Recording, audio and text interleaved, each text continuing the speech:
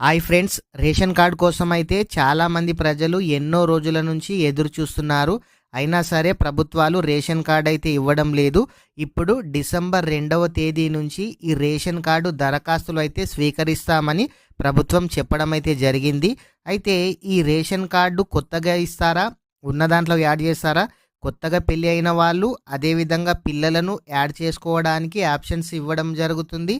అదేవిధంగా పాత కార్డుల ప్లేస్లో కొత్త ఈ డిజిటల్ కార్డులు కూడా ఇస్తామని ఆంధ్రప్రదేశ్ ప్రభుత్వం అయితే చెప్పడం అయితే జరిగింది. వీడియో ఇంకా ఎవరైనా సరే లైక్ చేయకుంటే వీడియో అయితే లైక్ చేయండి. మీరు లైక్ చేయడం ద్వారా ఇలాంటి తెలియని సమాచారాన్ని ప్రతి ఒక్కరు కూడా తెలుసుకునే అవకాశం అయితే ఉంటుంది. మొదటిసారిగా మన ఛానల్ను విజిట్ చేసినట్లయితే మన ఛానల్ని సబ్స్క్రైబ్ చేయండి. మీ ఫ్రెండ్స్ అండ్ ఫ్యామిలీ మెంబర్స్కి అయితే వీడియో షేర్ చేయండి. అయితే రేషన్ కార్డు లేకపోవడంతో ప్రజలకైతే చాలా ప్రాబ్లమ్స్ అయితే ఉంటాయి. మీరు ఎవరైనా ఇల్లు కట్టుకోవాలి అనుకున్నా, క్యాస్ట్ ఇన్కమ్ తీసుకోవాలి అనుకున్నా, ప్రతి దానికి రుణమాఫీ కావాలన్నా ప్రతి ఒక్క దానికి మీకు రేషన్ కార్డు ఉందా లేదా అని చూడడం అయితే జరుగుతుంది. అయితే చాలా రోజుల నుంచి కూడా రేషన్ కార్డ్స్ కొంతమంది దగ్గర ఉన్నాయి.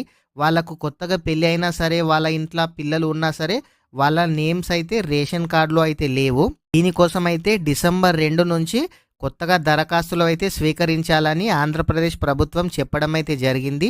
మీరు రేషన్ కార్డులో లేని వారు మీ అప్లికేషన్ ఫామ్ అయితే ఫిలప్ చేసేయాలి. దీనికోసం పోర్టల్ కూడా స్టార్ట్ చేయడం అయితే జరిగింది. మీ అప్లికేషన్ ఫామ్, మీ రేషన్ కార్డులో ఎవరెవరి పేర్లు యాడ్ చేస్తారు, కొత్తగా పెళ్ళైన వారి పేర్లు యాడ్ చేసుకోవచ్చు, మీ పిల్లల పేర్లు కూడా యాడ్ చేసుకోవచ్చు.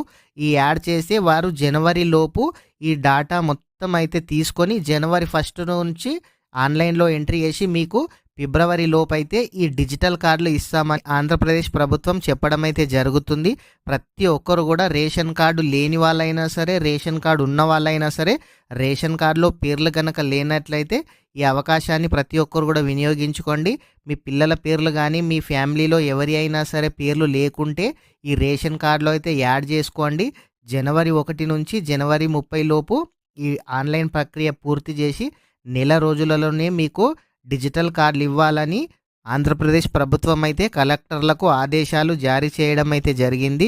ఎందుకనంటే రేషన్ కార్డే ప్రతి ఒక్క అప్లికేషన్కు మ్యాండేటరీ అయ్యింది కాబట్టి రేషన్ కార్డు ప్రతి ఒక్కరు కూడా అప్లై అయితే చేసుకోండి.